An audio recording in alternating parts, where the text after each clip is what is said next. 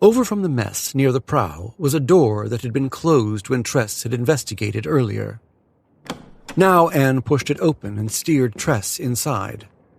There she found a man dressed in a sharp suit of a cut she'd never before seen. It was somehow less ostentatious but more elegant than the uniforms the Duke and Charlie had worn. Pure black, with pressed lines and no buttons on the front.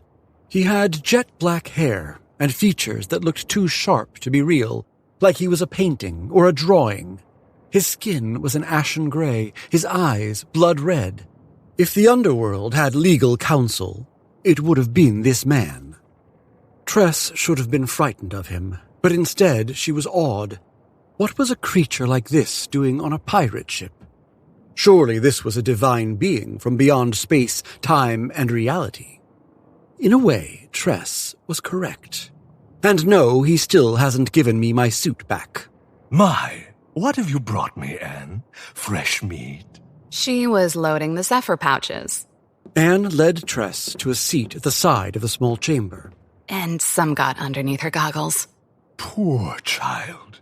New to the ship. Oh, you have very nice eyes. If he asks to buy them, haggle.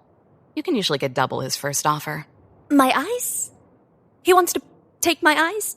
After you are dead, naturally.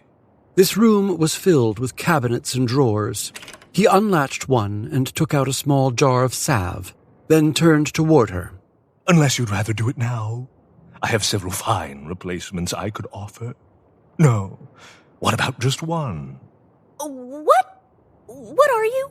He's our zombie. Such a crude term. And not terribly accurate, as I've told you. You ain't got a heartbeat, and your skin is cold as a wet fish. Both adaptations reduce my required caloric intake. My method is efficient. I think everyone will be going around without a heart once I solve the problem of how lacking one kills humans. Dr. Ulam offered Tress the salve. Put this on your skin, child, and it will help with the pain. Tress accepted it and timidly put a dab on her finger. She took it easily. Is she brave or stupid? We haven't figured it out yet. I gather this must be some kind of hazing from the way Anne keeps grinning, so I might as well get it over with. If any of you wanted me dead, I'm as good as tossed overboard anyway. Ooh, I like her. I'm going to have to keep an eye on you, girl. Here, hold this. He dropped something into her other hand. It was a human eye. She dropped it, though Ulam caught it with a quick snatch. Be careful. It's one of my favorites. Observe the deep blue coloring. It would look wonderful exchanged for your left eye. You'd be heterochromatic blue and green. Quite striking. No, thank you. Oh, well.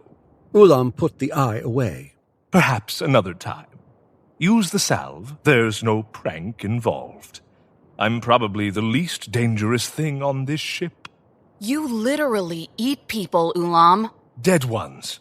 My, how dangerous. Like the mighty worm of the earth or the bacteria of decomposition. They are my colleagues. Hesitant, Tress touched the salve to her cheek. The pain vanished immediately. Startled by the efficacy, she rubbed it around her cheek. When Ulam held up a hand mirror, her skin wasn't even red, and there was no sign of a wound.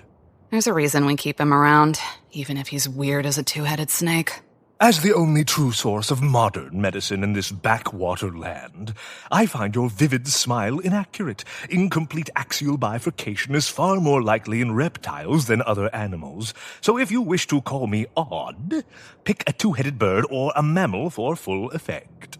Both women stared at him, trying to parse that sentence. I've eaten several two-headed snakes and mimicked their forms. So rather than being as odd as one, I've literally been one. Alas, I couldn't divide my consciousness and think twice as quickly. Wouldn't that have been fun? He took the salve back from Tress.